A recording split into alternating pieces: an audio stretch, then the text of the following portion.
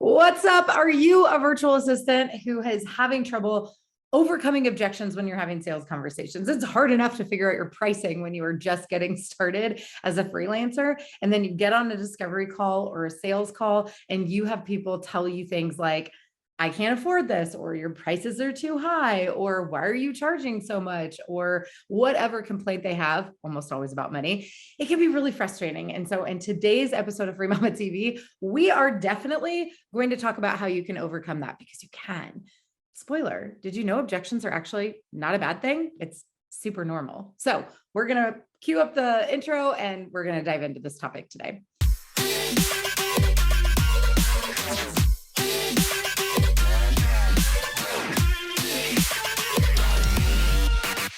What's up? My name is Lauren Golden. I am the founder of the Free Mama and the Free Mama movement, and I help moms just like you ditch the 9-to-5 to work from home and live a totally awesome, guilt-free life. Welcome to my channel. I'm so excited that you are here.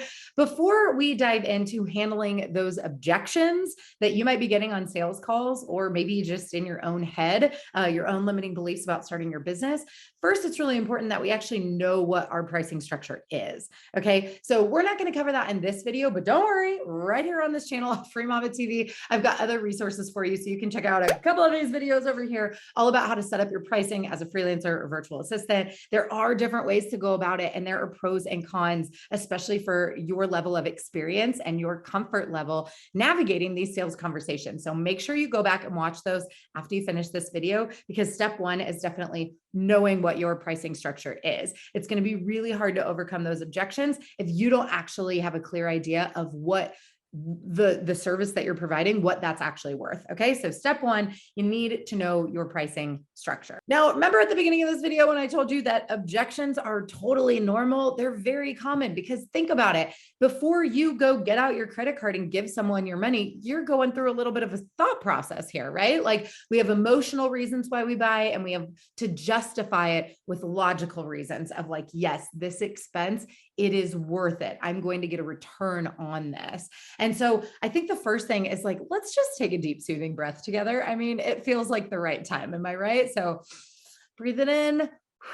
Let it go. When you are getting objections on sales conversations, it doesn't mean that you did anything wrong. It doesn't mean that your pricing is off. It doesn't mean anything other than the other person has some logical concerns, and it's your job now to help walk them through those concerns and come out on the other side feeling persuaded to actually invest with you. And we're going to talk through how we can do some of that in this video. Now, I am, like I mentioned, the founder of the Free Mama movement. We have this super amazing Facebook group, which you should definitely go be a part of. It looks like this over on Facebook. You can find it. You can type in the Free Mama movement into the search bar. You can find it. You can also find the link to that group down below. And I see a lot of people posting the most common objections that they are getting inside of their business on a daily basis and asking for help. And I would say there are three most common objections that I see pretty regularly. So we're going to specifically focus on those and how you can overcome them when you are having sales conversations. Okay, the first objection that I get all the time is, hey, I can get this service done a lot cheaper by hiring someone overseas. All right. Just sit with that for a second. We're going to come back on how to handle it. But yes, I hear this all the time. And yes, you can handle this objection. Number two usually has to do with someone wanting to control the scope of what you're doing. This could be the services that you're providing, or the number of hours that you're working, and actually the exact hours, specifying the hours that you're working. This one's actually really easy to overcome, because not only do I have opinions on the matter, but the government does too. The third objection that I see all the time has to do with value. As in, you maybe haven't yet convinced or persuaded that the person that you're talking to, that the problem that they have and the solution that you're able to deliver to them is worth parting ways with their money. Before we get to the part of this video where I tell you what I would say and how we can actually have a conversation where we work through some of these objections, by the way, some are going to happen on the sales call, but some actually you could deal with when pre-qualifying. So kind of before you even make it to the point where you're investing your time and energy in that sales conversation. But the first thing that we actually need to consider is kind of like putting ourselves in their shoes and thinking about, what do they actually care about right now? If they are a business owner looking to subcontract or outsource or hire a team member, they have priorities, and we all as humans have different values. But as someone who's hiring, their number one problem is actually not logical. It is emotional. For them to want to hire somebody to pay you their money that they're earning in their business, there's some sort of emotional pain point. And in general, in sales, you can be more persuasive and help guide them through the decision-making process to hire you when you are able to tap into some of those emotional things. So after you've really established what they care about, what are their values, what is their pain point that's getting them to even get on this sales conversation, the other thing that you need to decide, because that's not really inside of your control, right? But the other thing that you need to decide is, what are you willing to do about it? Are you willing to be flexible with the pricing structure that you've already created? Are you willing to work with them in general, or for on an individual case-by-case basis, depending on the type of client that it is, by moving around your payment schedule or offering any sort of discount? You need to be really clear on your boundaries before you even enter a sales conversation, so that you're prepared to either downsell them or upsell them, or, place them somewhere different in the services that you provide, so that it doesn't feel like, an interview, an employee boss situation. Like, you're a business owner. Okay. And I've got something for you at the end of this video where it'll help empower you. It'll help you know exactly what to do and say on these sales conversations to make sure that you're showing up as a partner, as a fellow business owner, and moving them through this conversation and handling objections. But before you can even do that, you got to know your pricing structure, and you have to know what you're willing to do. Are you willing to compromise? Are you willing to meet them where they're at to help them get their problem solved? Again, through, maybe you take half payment up front, half at the end. Are you willing to work out a different payment structure or payment plan? Or are these firm boundaries for you? But if you don't think about it ahead of time, you're going to feel caught off guard on that sales conversation. You're not going to be able to handle their objections, or worse, you're going to say something that you regret later on, like majorly discounting your prices, which if that's a boundary for you, you should never, ever do that, because it's just going to end with you feeling resentment towards your clients. Okay, before we keep going, I have a story that I have to share with you, because it is such a good example around knowing what people care about and knowing what you are and aren't willing to do, and objections with pricing. So we recently had an amazing event, Free Mama Live. And at the end of the event, there was a bunch of free mamas and myself hanging out in the hotel lobby the morning after the event. And one of the moms was sharing a story about how when she first booked her tickets to Free Mama Live, she went the cheap route. She booked the cheapest, like most direct flight, even though the time wasn't super convenient. And so she was saying how she wasn't going to get home until like 9 o'clock that evening, whereas a lot of people were getting home, around lunchtime to be back with their kids after being at this event for a few days. And as she was telling this story, she said the airline she was on, she was going to have to upgrade or spend more money in order to have any flexibility with changing her flight, and how it just wasn't worth it. Like, for her, there was a price to upgrade her flight to be able to leave at a different time and get home at a more convenient hour. But for her, it was not worth it when the pain point was just inconvenience. Right? But then the same mom got a phone call from her daughter at home, and her daughter had gotten in a fight with a friend and had all this drama going on, and was like, "Mom, I just wish you were here. I wish I could talk to you." Boom. We know what this mom values. She clearly values her children. She immediately got on her phone and said, "You know what? Like, I'm going to do anything. I would move mountains to be home and be there for my child." The upgraded flight price did not change. It was the same. But because her values were struck, the emotional core, inconvenience, I can be inconvenienced. My daughter's in pain. Now it's emotional. I'm going to do whatever it takes to get home and be there with my baby. And I thought this story was so fascinating when it comes to pricing and objections, and making sure that part of our job is to strike that emotional nerve. And then also her knowing what she is and is not willing to do. She's not willing to make an investment in herself if inconvenience is the only problem. But if there's a deeper pain point that really hits to what she cares about in her life, she will do whatever it takes.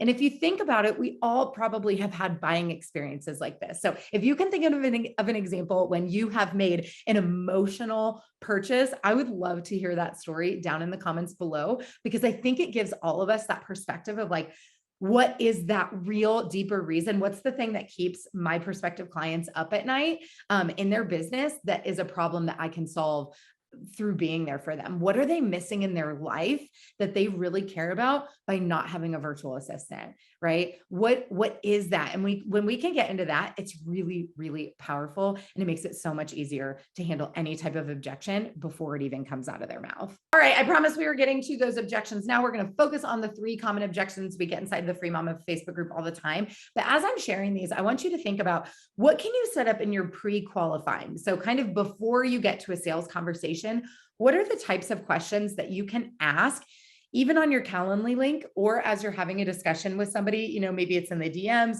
maybe it's via email, maybe you're at a networking event. What are the types of questions that you can ask to kind of pre-qualify and make sure that this person is going to value your services, that they are not going to want to abuse your time, and that they are someone who is going to be within the same price point that you have decided on for the pricing structure of your business. So if you remember, objection number 1 had to do with, I can find that service for cheaper overseas. This happens to a lot of virtual assistants because there are VAs all over the world. And it's really important that you know what type of virtual assistant the prospective client is looking for. Because if they are just looking to purely get tasks off their plate, they might be better suited for a virtual assistant overseas. And what's important to you is to remember, it's not your job to convince them otherwise, because there is a market of entrepreneurs that wants to outsource to cheap labor. I don't agree with it. It's not what I hire, but there's a market for it. There's also a market of entrepreneurs who are looking for someone who is in the same or a similar time zone and who has English as their first language for written and verbal communication purposes. And so these are 2 things that you can hone in on. Again, I really recommend making this part of your pre-qualifying. And a way that you can do this is by giving them a price range for your services, or asking them, inquiring, what type of budget do you have in mind? This one's a really quick, determining factor. This is fast. You don't need an hour-long conversation and then send a proposal and then find out that they wanted somebody for $5 an hour from the Philippines. You should not waste your time with that. So I might say something like, hey, client, I totally understand where you're coming from. As a fellow business owner, you're probably aware that there are both better, cheaper, and more expensive versions of the product or service that you sell as well. So my question to you is, how do you decide? Do you always go for the cheapest product or service? And do your clients and your business always go for the cheaper product or service? That's not how I've chosen to run my business. I focus on quality and the results that I deliver. And I've personally chosen to set my pricing in a model that supports that. A really great example, and the most common one that I give all the time about this, is like a hamburger. You can buy like a $20 hamburger at like a steakhouse, or you can go to McDonald's and get it for $1. They're both hamburgers. Arguably, one might be better, one might be a little bit higher quality, but they're both hamburgers. And at the end of the day, you have to know what you're in the mood for. Our second most common objection had to do with wanting to control your hours, either telling you what time that you have to work or how many hours a day you have to work. And here's the deal. The government actually has an opinion about this. So a way that you can handle this objection, again, I recommend with this one, really try to get this in your pre-qualifying questions so that you're not wasting a lot of time with someone who doesn't understand this. But there's actually definitions of what is an employee versus what is an independent contractor. And if you are running your business working as a W-9er, independent contractor, you are self-employed, it's really important that you are setting your own hours and you are determining what is done with that time to fulfill that role. Employees, on the other hand, their boss or manager or hirer, employer, can tell them what hours that they have to work and what should be done with that time. Again, there's a really important legal distinction here, and it's not really much of a gray line. It's important. And so for you to communicate that, even if you are on a sales call, and let them know, listen, I actually work as an independent contractor. What you're describing that you need actually sounds more like an employee. And instead of trying to fight them on that and getting them to change, what you're really doing is getting them to open their eyes of what do I actually need? And is it important that I do that I have control over this? And if it is, I might need to look at a different hiring structure because what I'm doing actually isn't legal. Now, if you have a client that is wanting to expand their scope of services with you, or you're having a conversation with a prospective lead and you can just tell that the scope of work is going to be very time consuming, a way for you to justify your prices and overcome any objections there is by charging a premium. And you can let them know, listen, I charge a premium price to make sure that I am working with a small number of clients at my highest level capacity. If I didn't put this type of pricing in place and didn't strive to get you the results that you are telling me that you need in your business, I would have to have like 10 clients to be able to, take care of my family. And then I wouldn't be able to prioritize you. So my pricing is in alignment with the way that I'm going to show up and serve you inside of your business. And no, they can't dictate the exact hours of what that looks like. But again, you have to think about what is their priority? What do they care about? They care about their business and they care about getting results, right? So if you can tell them how you charging premium pricing allows you to serve them at a higher capacity and make sure that you're putting them and their needs first and making sure that their clients or social media or whatever it is that you're doing for them is a top priority for you, they are going to feel confident giving you their money. Third objection is probably the most common. And whether you're working as a virtual assistant or doing something else in your freelancing business, you are probably going to hear this at some point because we all have different interpretations of what we value and what we think is quote unquote worth it. Remember my story about the free mama who wasn't worth it to fly home for convenience, but it was worth it to fly home at a different time to be there for her daughter based on what she cares about. So this usually sounds something like you're charging too much or your prices are too high, or I don't think it's worth that price. This is where true objection handling is actually going to come into play and be your best friend. And you can handle it as simply as compared to what? So if someone says this is too expensive or your prices are too high, compared to what? Another route that you could take handling this objection is, what is it costing you not to solve this problem? What is it going to cost you to hire the wrong person? Like, yeah, you can go the cheaper route, but what if they don't get a return for you? What if they don't have the same deliverable on your expectations, right? So there is a cost of doing service. And if you are super confident in the result that you can get somebody, even if you've never done it before, you're someone who's going to figure it out, you're resourceful, like you know that you will not fail because you refuse to give up on them and getting them that result.